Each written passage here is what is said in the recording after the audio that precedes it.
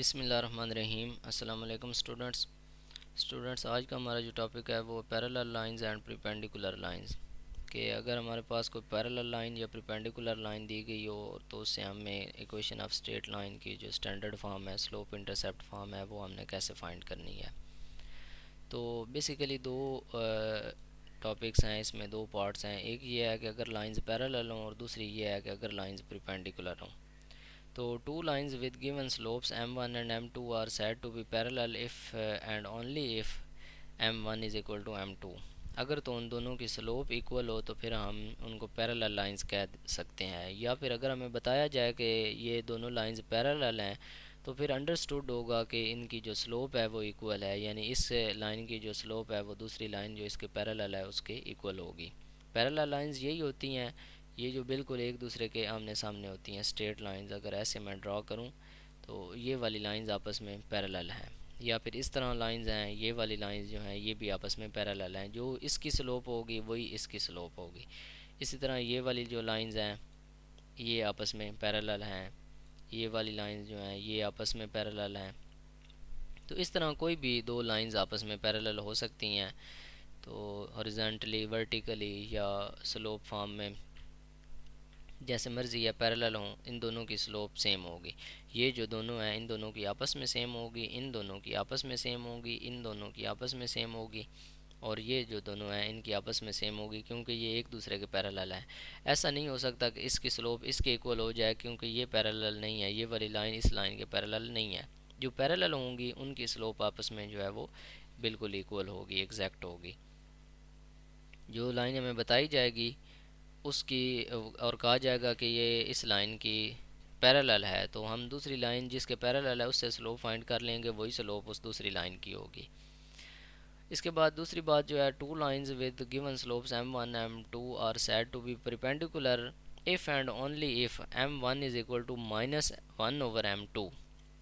अगर पहले की जो स्लोप है वो दूसरी की स्लोप के उल्ट हो, उसका रेसिप्रोकल हो और विद नेगेटिव साइन माइनस के साथ, या फिर m1 m2 को मल्टीप्लाई करें तो आंसर 1 आए। तो ये दोनों कंडीशन हो सकती हैं, m1 is equal to -1/m2। यही आप कंडीशन फ़िलहाल जो है वो याद रखें कि m जो एक की स्लोप है वो दूसरे की स्लोप के उल्ट होगी।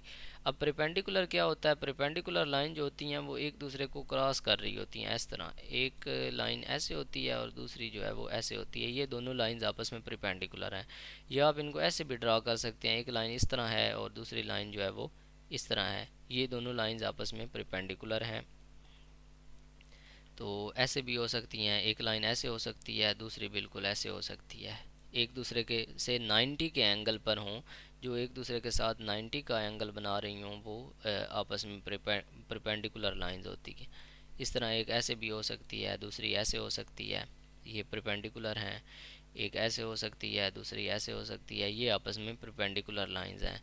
अगर इस तरह की आ जाएँ कि लाइंस आपस में परपेंडिकुलर हैं तो फिर आपने उनकी स्लोप कैसे फाइंड करनी है। तो उसके लिए ये मेथड है कि एक की स्लोप फाइंड करें तो वो दूसरी की स्लोप के उल्ट के इक्वल होगी। उसके स्लोप को आपने 1 ओवर कर देना है, 1 के नीचे बटे में कर देना है, उल्टा देना है, तो साथ उसके माइनस का साइन लगा देना है, तो वो दूसरी की स्लोप बन जाएगी।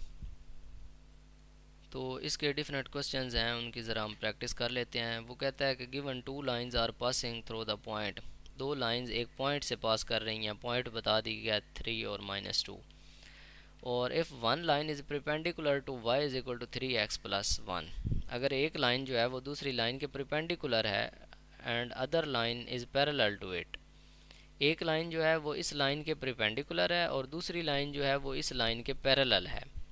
Find the equations of these two lines. इन दोनों लाइंस की इक्वेशंस जो हैं वो आप फाइंड करें। अब यहाँ पे देखें, दो लाइंस हैं वो इस एक पॉइंट से गुजर रही हैं और उन दोनों में से एक जो लाइन है वो इस वाली लाइन, ये एक लाइन और दी गई है, तीसरी लाइन इस लाइन के परपेंडिकुलर है और दूसरी लाइन जो है इनमें से वो इस लाइन के पैरेलल है। आपने इन दोनों लाइंस की equation of straight line find करनी है।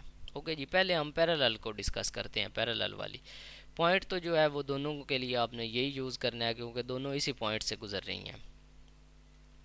जो पैरेलल है उसके लिए हम पहले यूज़ करें, इसको यूज़ करें। अब देखें, हमें स्लोप भी चाहिए होती है, तो स्लोप फाइंड करने के लिए सबसे पहले आपने इस इक्वेशन को यूज़ कर लेना है जिसके वो पैरेलल है। ये इक्वेशन है y is equal to 3x+1। अब इसकी स्लोप आपने फाइंड कर लेनी है। तो स्लोप ये होती है, ये ऑलरेडी स्लोप इंटरसेप्ट फॉर्म के अंदर है, तो x के साथ जो होती है वह स्लोप होती है, इसमें m इज इक्वल टू 3 है, आप इसको m1 कह लें। तो हमारी जो दूसरी लाइन है जो इसके पैरेलल है, तो इसका मतलब है उसकी स्लोप भी 3 ही होगी। अगर इसकी स्लोप 3 है तो उसकी स्लोप भी 3 ही होगी।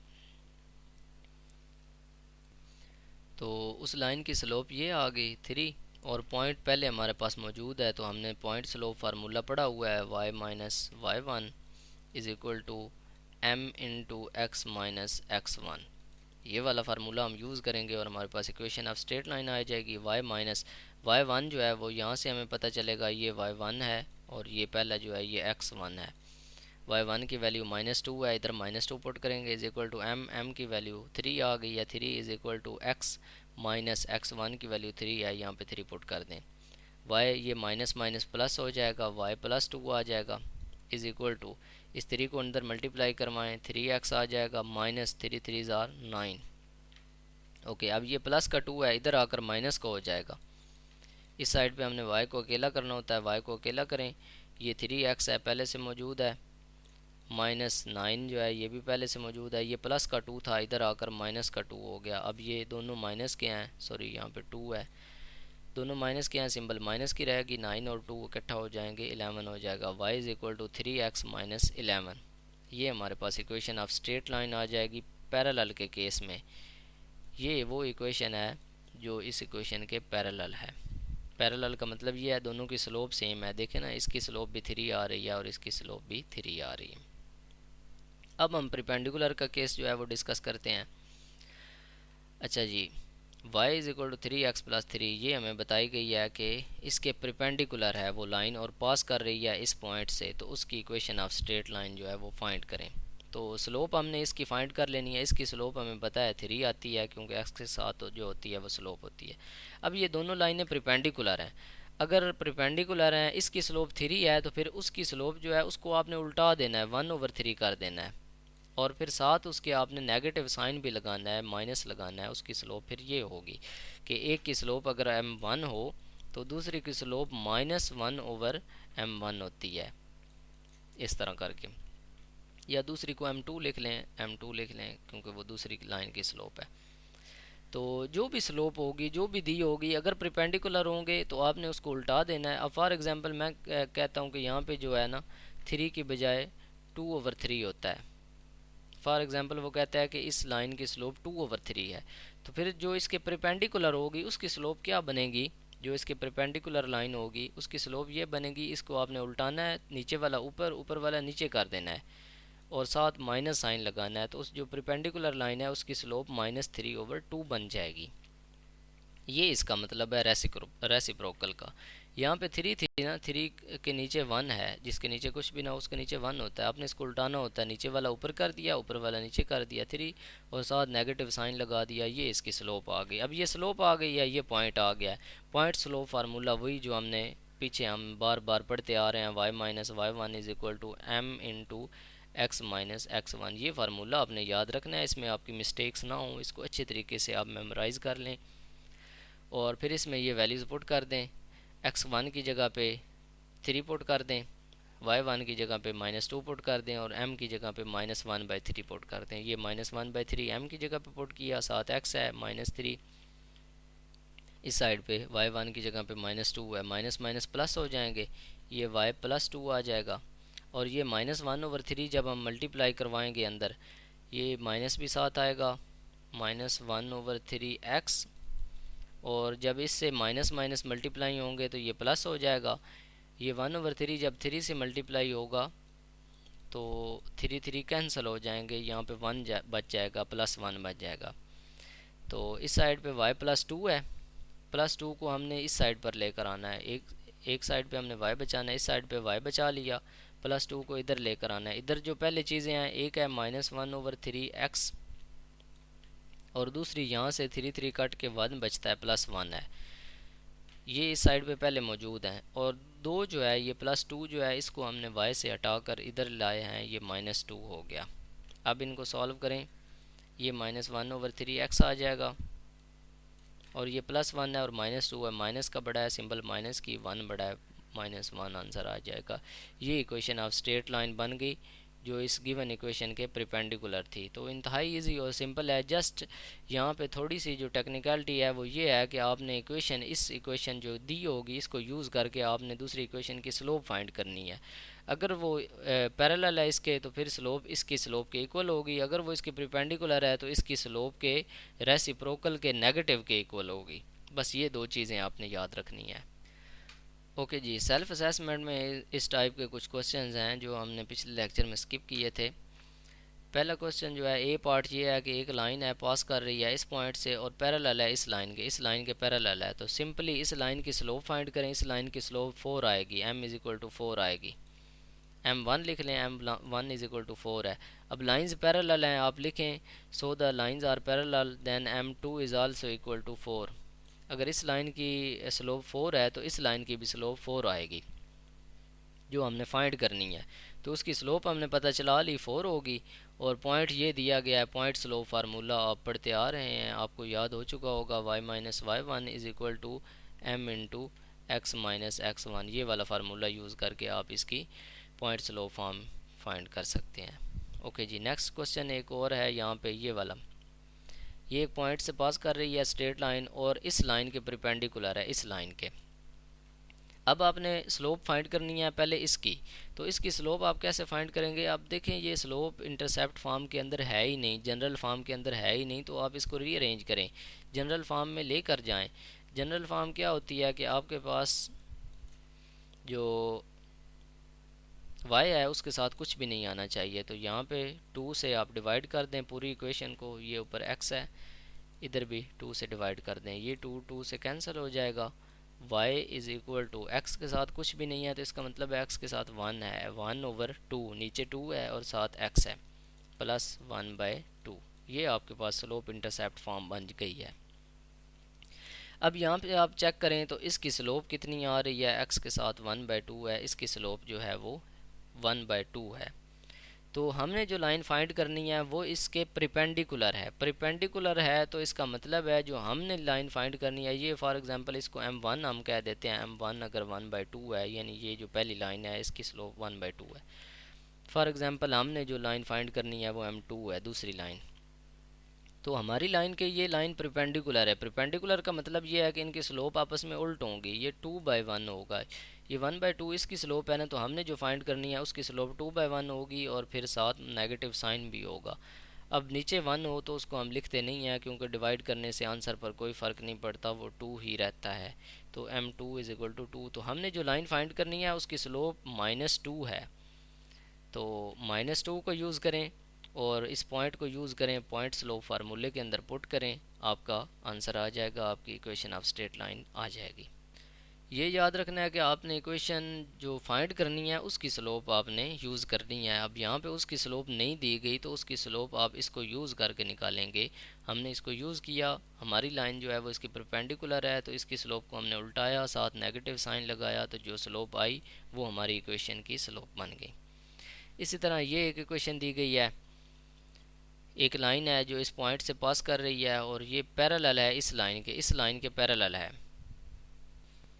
अब इस पार्ट में उसने एक पॉइंट बता दिया है और कहा है कि इस इक्वेशन के पैरेलल है। अब ये इक्वेशन जो है वो जो है स्लोप इंटरसेप्ट फॉर्म के अंदर नहीं है, स्टैंडर्ड फॉर्म जो इसकी जनरल फॉर्म होती है उसके अंदर नहीं है, x=-4। तो इसके दो मेथड हो सकते हैं। एक ये मेथड है कि आप इसको पॉइंट बना लें, x जो है वो -4 और 0 बना लें, क्योंकि यहाँ पे x की वैल्यू -4 है ना और y की वैल्यू 0 है। इस इक्वेशन में y नहीं है तो इसका मतलब है y की वैल्यू 0 है। एक ये पॉइंट बना लें और एक ये पॉइंट है आपके पास। आप दोनों पॉइंट्स को यूज़ करके 2 पॉइंट फार्मूला जो हमने पढ़ा है वो यूज़ करके आप इसको फाइंड कर सकते हैं। पहले इनमें से स्लोप निकालें और फिर पॉइंट स्लोप फार्मूला यूज़ करके इक्वेशन ऑफ स्ट्रेट लाइन लिखें। या फिर दूसरा मेथड ये है कि ये वाली लाइन जो x=-4 से पास कर रही है मीन्स कि इसकी equation x is equal to -4, उसका मतलब ये है कि ये -4 है ना, यहाँ पे फॉर एग्जांपल ये -1 है, -2 है, -3 है, यहाँ पे एक्स की वैल्यू -4 है और ये लाइन इस तरह पास कर रही है -4 से सीधी बिल्कुल। और हमारी लाइन जो है वो इसके पैरेलल होगी, बिल्कुल इसी की सेध में होगी। यहाँ पे हो सकती है, यहाँ पे हो सकती है, यहाँ पे कहीं पे भी हो सकती है। तो हमारे लिए उसने बताया कि हमारी लाइन इस पॉइंट से पास कर रही है 2 और -8 से। तो हमारी लाइन जो है वो भी इसके पैरेलल होगी, तो वो जो है वो 2 से पास करेगी। ये जो 2 है ना, ये x इज़ इक्वल टू 1 है, ये x इज़ इक्वल टू 2 है, तो ये वाली लाइन जो हमारी है वो इस पॉइंट से ऐसे पास करेगी, इस 2 से। यहाँ पे फॉर एग्जांपल ये 2 यहाँ पे है, तो वो 2 से बिल्कुल सीधी पास करेगी और इसके पैरेलल होगी। तो वो इस पॉइंट से आपने बता देना है x इज़ इक्वल टू 2 से हमारी लाइन की जो इक्वेशन आएगी वो x इज़ इक्वल टू 2 आएगी, इसकी x इज़ इक्वल टू -4 है। तो ये इस तरह भी आप इसको ड्रा कर सकते हैं, x इज़ इक्वल टू 2, यहाँ पे इसकी इक्वेशन ऑफ स्ट्रेट लाइन आ जाएगी। या दूसरे मेथड से आप इसकी स्लोप फाइंड करें और फिर इसका जो है वो equation of straight line find कर लें। ओके जी, ये इस किस्म की बहुत सिंपल क्वेश्चंस होती हैं, इक्वेशंस होती हैं। फॉर एग्जांपल यहाँ पे x की बजाय y इज़ इक्वल टू -4 आ जाता, तो ये अंडरस्टूड था। अब ये वैसे भी इक्वेशन जो है वो स्लोप इंटरसेप्ट फॉर्म में थी, y is equal to m x plus c. M की जगह पे यहाँ पे ज़ीरो था, 0x प्लस -4 है, तो ये -4 इधर लिख देते हैं, -4। ये इस किस्म की इक्वेशन है। तो यहाँ से वैसे भी अंडरस्टूड है स्लोप जो है वो ज़ीरो है यहाँ पे, तो आपने ज़ीरो स्लोप पुट कर लेनी थी। और चूंकि पैरेलल थी तो इसकी जो है वो इसकी स्लोप भी वही होनी थी, तो आपने पॉइंट स्लोप फार्मूला यूज़ कर लेना था। या फिर अंडरस्टूड है अगर y की वैल्यू -4 है तो ये इक्वेशन जो है वो इस तरह बनेगी। ये वाली जो स्ट्रेट लाइन है इसको अगर हम ड्रा करें y इज़ इक्वल टू -4 से, तो इस तरह अगर कोऑर्डिनेट एक्सिस हैं और ये y इज़ इक्वल टू -4 यहाँ पे कहीं होगा, ये y की वैल्यू है, ये 1 है, ये -2 है, ये -3 है, यहाँ पे फॉर एग्जांपल मैं कहता हूँ -4 है, तो हमारी लाइन इस पॉइंट से पास करनी थी ऐसे। ये y इज़ इक्वल टू -4 है लाइन। और फिर हमने जो इक्वेशन फाइंड करनी थी वो कह रहा है कि इस पॉइंट से पास कर रही है, तो इस पॉइंट पे y की वैल्यू जो है वो -8 है, तो हमारी जो है वो लाइन -8 से पास करनी थी। फॉर एग्जांपल ये 4 है, ये 5 है, ये 6 है, ये 7 है और यहाँ पे कहीं -8 आता है, तो ये इस पॉइंट से हमारी लाइन जो है वो पास करनी थी। तो इस पे हमारी इक्वेशन होनी थी y इज़ इक्वल टू -8। तो पैरेलल लाइंस इस तरह होती हैं, परपेंडिकुलर लाइंस जो हैं वो उलट जाती हैं, पैरेलल लाइंस इस तरह होती हैं। बड़ी इजी और सिंपल ये लाइंस हैं। तो इस तरह कोई भी लाइन अगर आ जाए पैरेलल या परपेंडिकुलर बताई गई हो तो वो आपने ड्रा कर लेनी है, इंतहाई इजी और सिंपल है। और पेपर के हवाले से बहुत ही इंपॉर्टेंट है, पेपर में काफ़ी बार ये लाइंस, बल्कि हर बार ही इक्वेशन ऑफ स्ट्रेट लाइन आती होती है। इसको आपने अच्छे तरीके से रिवाइज़ करना है और इसकी प्रैक्टिस करनी है अच्छे तरीके से। यहाँ पर इस लेक्चर को एंड करते हैं। इस लेक्चर से रिलेटेड अगर आपका कोई भी क्वेश्चन हो तो उसको आप कमेंट सेक्शन में पूछ सकते हैं या आप व्हाट्सएप करके पूछ सकते हैं। ओके जी, मिलते हैं नेक्स्ट लेक्चर के अंदर। अल्लाह हाफिज़, टेक केयर।